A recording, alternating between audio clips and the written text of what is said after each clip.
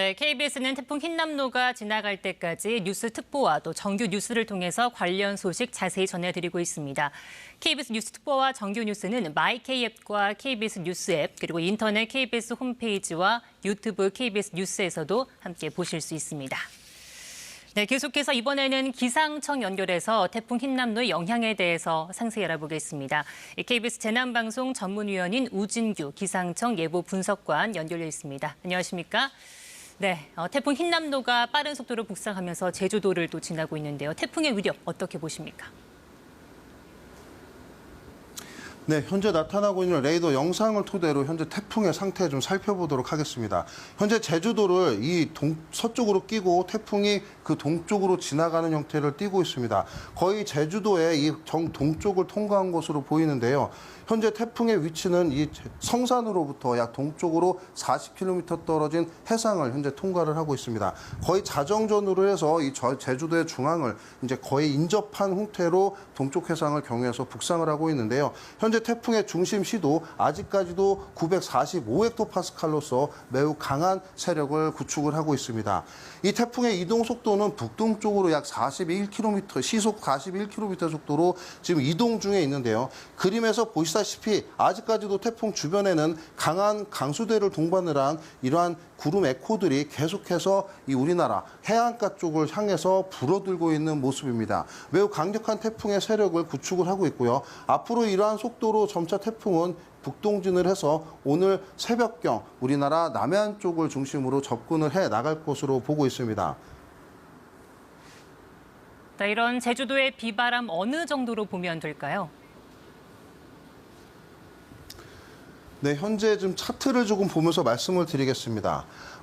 조금 전 태풍이 이 제주도에 가장 인접할 때 시기에 나타났던 차트인데요. 지금 우선 이 분홍색으로 나타나는 요 선은 지금 현재 나타나고 있는 고산의 이 중심 기압을 나타냅니다.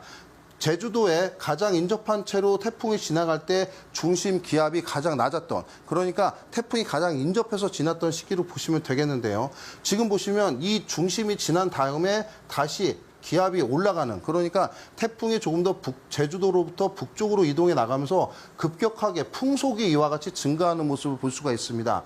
초속 40m에 육박하는 매우 강한 바람이 다시 시작되었다는 부분인데요. 이때 이 주황색으로 나타나는 지역은 분홍색의 영역이 바로 풍향을 나타내는데 대략적으로 북에서 북서풍으로 부는 바람이 형성되면서 굉장히 강해진 그러한 풍속을 살펴볼 수가 있습니다.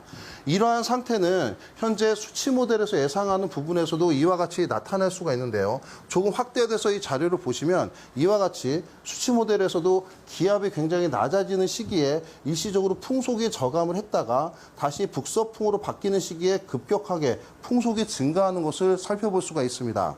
앞으로 이와 같은 강력한 태풍 주변의 바람, 수치 모델에서 앞으로 접근하는 부산 쪽에 좀 상태를 좀 살펴보도록 하겠습니다. 다시 한번 차트를 좀 확대해서 중심 시도가 낮아지는 바로 이 시점. 앞으로 오늘 새벽이 될 것으로 보고 있는데요. 지금 그림에서 보시다시피 강수계도 굉장히 조금 현저하게 약해지는, 그러니까 태풍의 강한 이 비구름의 영역에서 조금 벗어나는 시기에 이와 같이 바람 방향이 바뀌면서 일시적으로 바람은 조금 약해질 수 있지만 이후에도 북서풍이 불게 되면서 굉장히 강한 바람이 불게 된다는 것을 알 수가 있습니다.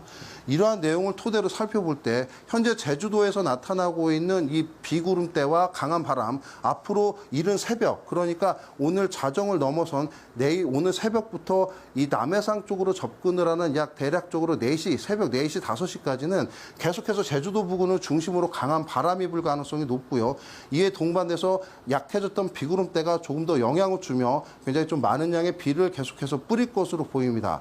이렇게 이동해 나간 비구름대, 태풍 주변의 비구름대들은 점차 남해안 쪽으로 이동해 나가면서 이 우리나라 경남 해안을 중심으로 강한 영향을 줄 것으로 예상하고 있습니다. 네, 이렇게 제주도를 지나고 나면 경남 남해안에 영향을 줄 것이다라고 말씀을 하셨는데요. 상륙 예상 시각과 또 만조 시각이 비슷해서 걱정이 큽니다. 변화가 조금 있을까요? 어떻게 보십니까? 네, 현재 나가 있는 태풍 정보를 토대로 보시면 오늘 새벽, 그러니까 약 5시에서 6시 사이가 되면 우리나라 이 남해안 남해안 부근의 통영과 거제 부근으로 이와 같이 상륙을 해 나갈 것으로 예상을 하고 있습니다. 이렇게 상륙한 태풍은 북동진을 하게 되면서 점차 우리나라 이 포항을 인접한 경주나 이 우리나라 이 포항 인근의 경북, 경남 동해안 쪽으로 빠져나갈 것으로 예상이 되는데요. 이 시기가 대략적으로 아침 8시에서 9시 사이가 될 것으로 예상을 하고 있습니다.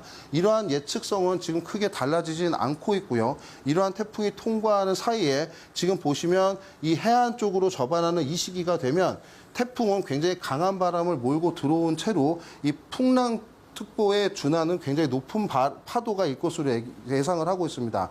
폭풍 해일이 동반이 되면서 이 태풍의 수반이 된 높은 물결은 자체적으로 7에서 8m가량의 굉장히 높은 이러한 파도가 일 것으로 예상이 되고요. 특히나 이 새벽 정도가 되면 우리나라 경남 해안을 중심으로는 바다의 수위가 높아지는 이 밀물에 의한 그 최고조에 이르는 해수가 우리나라 이 경남 해안을 중심으로 차오를 것으로 예상을 하고 있습니다.